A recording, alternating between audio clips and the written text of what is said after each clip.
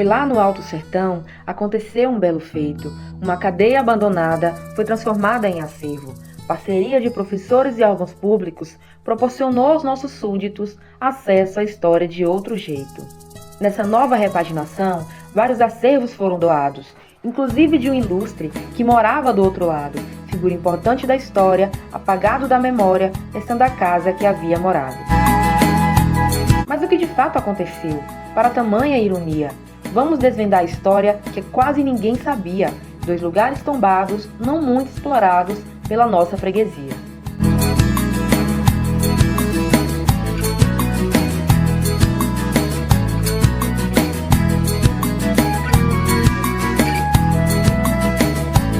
Essa história se remonta na era colonial. Foi quando os estrangeiros transformaram isso aqui em Arraial. Depois virou cidade, preservando nossa identidade, se tornando um polo cultural. Depois de elevada à vila, a cadeia é montada, funcionando mais 100 anos até ser abandonada.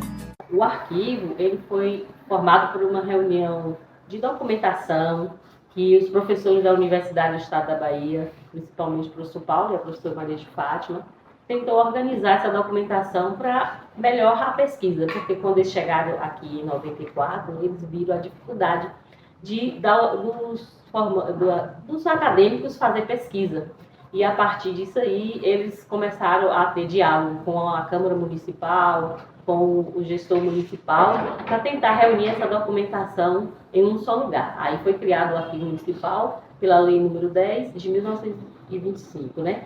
E a partir daí vem construindo a cada dia, porque o arquivo nunca acaba, ele sempre está em uma construção de recolhimento de documentação, de reunir essa documentação de vários acervos, né?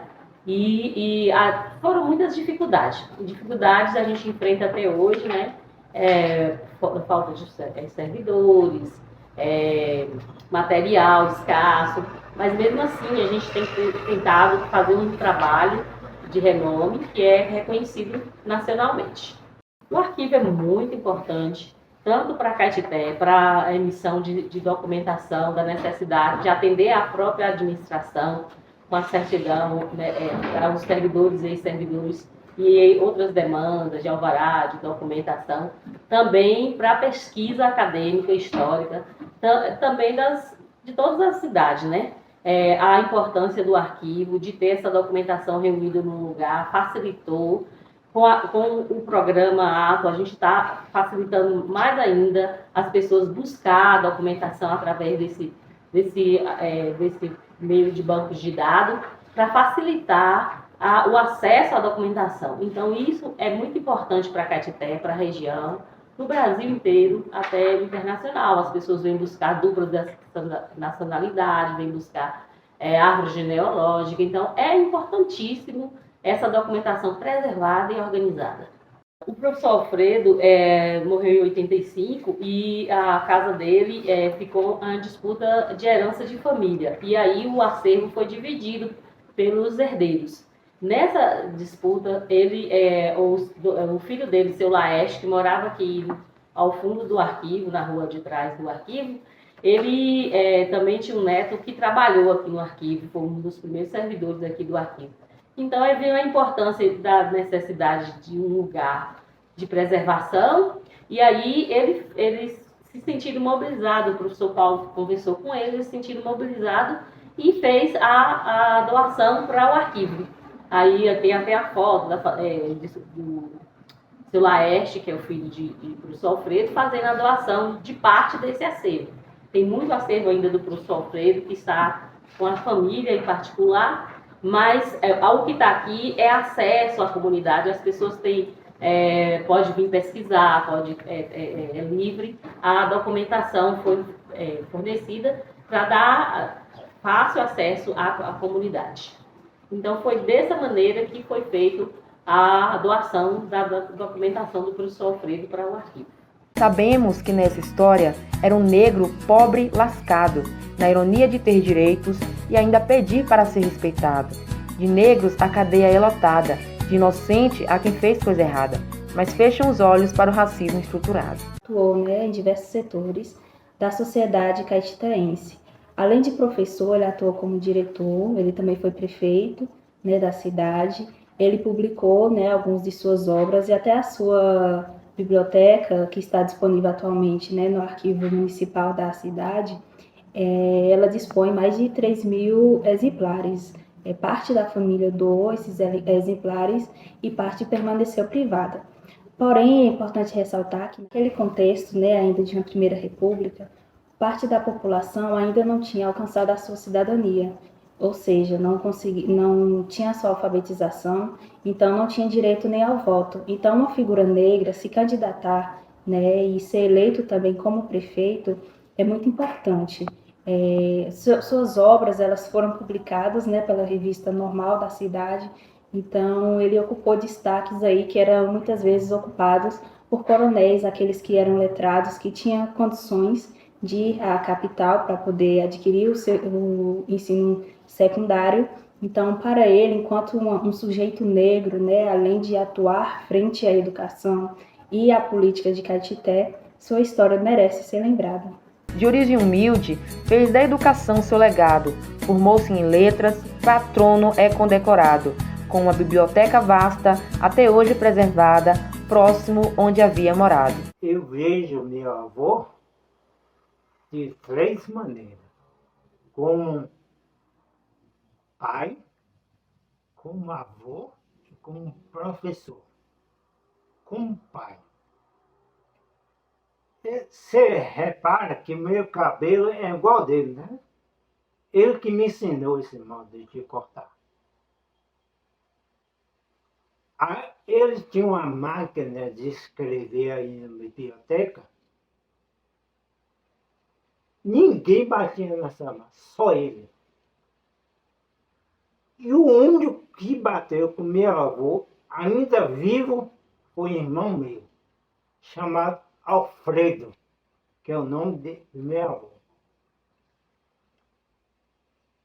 Como avô, eu vou te contar um caso que você vai ficar impressionado. Minha mãe, ela separou do marido, né? E a gente veio para cá pequena ainda, muito pequeno, criança, né? Aí a gente ficou na casa de meu avô. Aí minha mãe, Dona Teresa, filha dele, foi procurar uma casa para alugar, né? Aí ela saiu na cidade para procurar uma aqui, lá. E os amigos do meu avô viram e contou para o meu avô. Sabe o que meu avô falou para ela? Quando percebeu a aflição dela? Enquanto eu for vivo, você não vai sofrer, falou para minha mãe. A gente ficou na casa dele esse tempo todo. E como professor, ele sabia ensinar. Eu sofri igual subaco de aleijado para preservar isso aí. Que meu avô, quando ele estava bem velho, ele queixava muito para minha mãe, né? Que minha mãe ficou com ele até ele morrer, né? E ele queixava para minha mãe que ele imaginava morrer, deixar a biblioteca e os filhos não dar lá.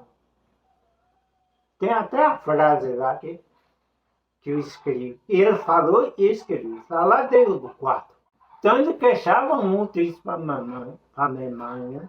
Que minha mãe botou um colchão no chão do quarto dele para poder atender ele, né? As necessidades. E ele queixava muito disso. Eu acho que ele gostava mais dessa biblioteca que do filho. Pelo jeito, gostava mais que o filho. Então, quando minha mãe me contou isso, aí eu fiquei nervoso. Eu falei, eu vou pegar, dê o que der. Eu peguei, fui pegando uma, escrevendo para meus tios, os filhos dele, né? Eu fiz isso, que a biblioteca estava tomando chuva e acabando tudo. E aí eu fui pegando de duas em duas, Eu até peguei tudo, quase tudo. Só ficaram as duas do tio meu que mora aqui, né, que morava aqui em Catité, tio Laércio, que ele era meio enrechado comigo, né? Aí eu deixei duas lá para ele. Mas o resto eu peguei. Aqui em casa tem 12 questões. Eram 7 filhos, quer dizer, 2 para cá, né? Se você dividir. Aí eu trouxe para cá. Mas a dificuldade maior, principalmente quando eu dei o AVC, é cuidar disso aqui. Porque a força acabou, né? Não era mais quando eu era novo, né? E o AVC atrapalhou tudo. Para limpar isso tudo aí. Tanto que fisicamente, para mim, não dá mais. Fisicamente. Não dá mais. Eu cheguei a ler aí 700 volumes. Eu li. E ao todo ela tem 5.053 volumes, quase que está lá. Aqui em casa tem 3.082 parece. Como tratamos nosso passado, diz quem são os vilões e heróis.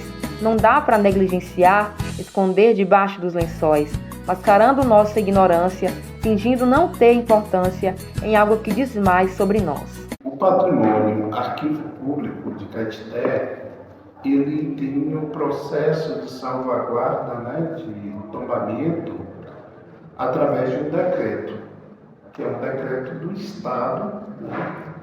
Diga de passagem, ele tem esse tombamento desde de 1987, mais ou menos, ali da década de 80. Ele e alguns outros patrimônios de Caetité, né? E a casa professor Alfredo, na realidade, ele não tem uma proteção individual. A proteção dada à casa professor Alfredo é dada pelo conjunto, que é a poligonal. E esse processo de conjunto sobre proteção, dado o nome de poligonal, também gerenciado pelo IPAC, né, que é o setor de proteção do Estado, ele é pensado e constituído em 2023, mas ele só passa a ser reconhecido mesmo a partir de 2008. Então a diferença direta é essa, que a gente tem o arquivo público, que é um patrimônio tombado por decreto individualmente, e a casa do professor Alfredo, ele não tem um tombamento individual, ele tem uma proteção de conjunto, do coletivo, né, do paisagismo construído, que constitui essa poligonal de proteção. Preservar o patrimônio é importante porque, na realidade, é a forma de salvaguardar as nossas memórias, as nossas identidades e nos entendermos, né, como pessoas dentro desse coletivo e desse processo de construção.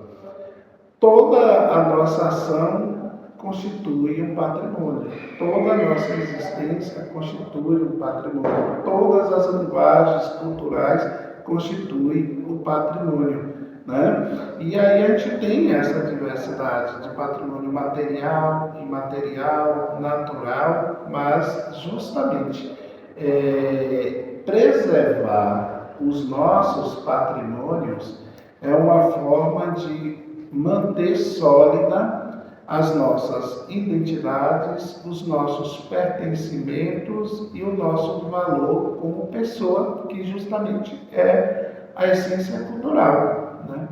Então, não preservar, uma cidade que não preserva o seu patrimônio, ela não se conhece, renega toda a sua história, né? Renega toda a sua descendência e está entregue à fragilidade, né? Uma pessoa que não tem referência de quem é ela dentro desse processo. Então a gente percebe que toda cidade que tem uma política de preservação do seu patrimônio, a gente vê o quanto ela é forte, o quanto ela é resistente, o quanto ela é pulsante na sua identidade e como cidade, em relação à pessoa e o meio que vive. A riqueza de um povo está no que fazem lembrar quem são, na cultura, na memória e nos saberes. Preservar é um ato de cuidado e atenção. Patrimônio é um legado, com outros acontecimentos entrelaçados, e juntos formam a identidade de uma nação.